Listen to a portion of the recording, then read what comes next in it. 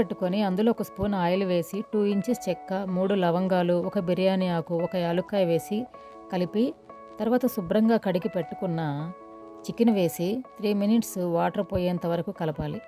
అందులో చిటికెడు పసుపు, రుచికి తగినంత ఉప్పు వేసి కలపాలి.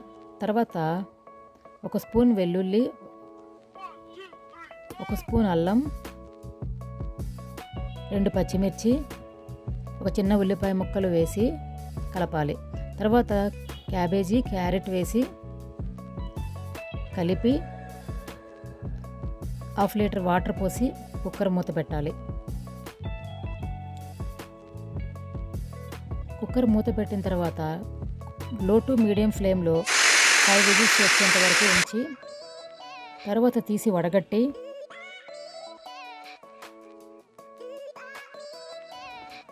అందులో స్వీట్ కార్న్, చికెన్ పీసెస్ వేసి ఒక పొంగు వచ్చేంత వరకు ఉంచి అందులో ఒక ఎగ్ కొట్టి పోసి కలపండి. అంతే, super bone health soup ready.